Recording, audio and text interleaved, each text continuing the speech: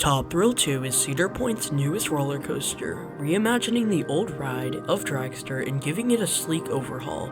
After getting 4 rides and a good feel for the coaster during the Prayers from Maria charity event, I will be giving all of my thoughts in this video, including the good, the bad, and the ugly. Before entering the plaza, those 2 towers loom over most of the park, being an instant magnet to many. While on the causeway, it sticks out and makes a great first impression. TT2 redoes the Dragster midway and keeps most of the racing theming, but modernizes it a bit with the CP Racing brand. The fan favorite grandstands are still there to watch the ride, but almost every other building has been retrofitted in some way. The former Speed Zone building is now the CP Racing store, with loads of merchandise to commemorate rides on Top Thrill. The photo booth is still relatively untouched, although now being dwarfed by the spike. The theming pieces all look great, and the area was overall greatly improved. Before entering the queue, the entrance portal greets guests with a grand appearance. This centerpiece is a fitting start to the experience, as it is right in front of both the launch and the 420-foot top hat. Lockers are required to ride Top Thrill 2, along with the inclusion of metal detectors at the entrance of the ride. Many are upset about the fact that nothing can be brought into line, and it is a valid concern. As I went as a single rider on my first ride, it was hard to get in touch with my group afterward, as I didn't have a phone or anything to communicate with. As mentioned by Not Your Normal Guy while in line with him, even more concerning is for younger kids to ride without adults and not be able to get in touch at all while in line, which could be a scare for the people at the park with the children. Cedar Point could easily fix this policy with many solutions, but this will stick around for the 2024 season at least, due to the money grab of having to pay $2 for this locker. The park stated that double-sided lockers inside the queue are not logistical, but in the off-season they could put some right near the station and make the unload side go out the same way, meaning that there could be easy locker accessibility. Because the track is at close to ground level, a bridge or tunnel would have to be added, but it could easily be done. While waiting in line, the queue is covered and has Mr. fans for hot summer weather. I would talk about theming, but there is almost none to be found, apart from Fun TV blasting racing music. While it certainly is disappointing, it all boils down to costs, and the ride experience makes up for the low theming amount in the queue. The queue also is relatively short, only being able to hold around 90-minute waits, while the coaster may average upwards of 2 to 3 hours on most days this year. Top Thrill Station is very modern, but still has nods to the original Dragster, especially by reusing the old canopy. Although a downgrade from the original 4 stations on Dragster, the 2 stations still provide quick dispatches and keep the line moving at a steady pace. The trains are also incredibly comfortable, and while they are very similar to the new-gen Intamin ones, I actually prefer these, as they have more padding and don't come down more during the ride at all, as they lock in place after dispatch.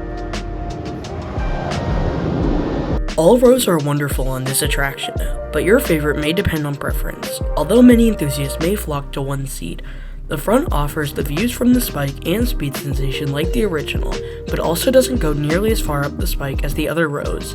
The back has the more height on the rear spike and also provides more airtime over the top hat. Overall, the back is the best seat in my opinion, and if the line for it is too long, row 9 is my go-to. After departing the station, the ride goes through a few short turns before stopping on the launch track. Here, a great rock soundtrack plays before the launch sequence begins. The coaster still has the iconic countdown lights, although altered a bit. The top hat also contains lights that signify the countdown to launching. Speaking of the launch, the first one has a small kick to it at the beginning before rapidly slowing down the pace. Towards the end, it accelerates more and more before the rollback. The wild part about this is that it doesn't seem tall in comparison to the top hat, but it alone is the height of Pantheon's top hat.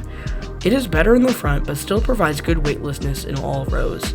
The ride gets mental starting with the backwards launch, which has a surprising punch to it, although slightly jarring and rough, which should be expected since this part of the ride is older and still uses the old Intamin track.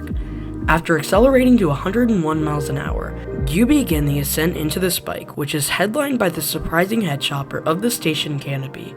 Video does not do TT2 justice for how good this moment is, and it is one of the great moments on the coaster. The spike itself is crazy, with 3 or so good seconds of weightlessness at over 300 feet in the air. The back car gets it the best, with the surreal view of the entire park while being the highest on the coaster. Descending the spike is also awesome, as the positives on the pullout hit out of almost nowhere. The third launch is good, but the actual acceleration is overshadowed by all the speed gathered by that point. After that, the ride follows the old path of the iconic dragster and goes up the top hat. The twist is a good moment, but is easily forgotten seconds later as the coaster crests the top hat.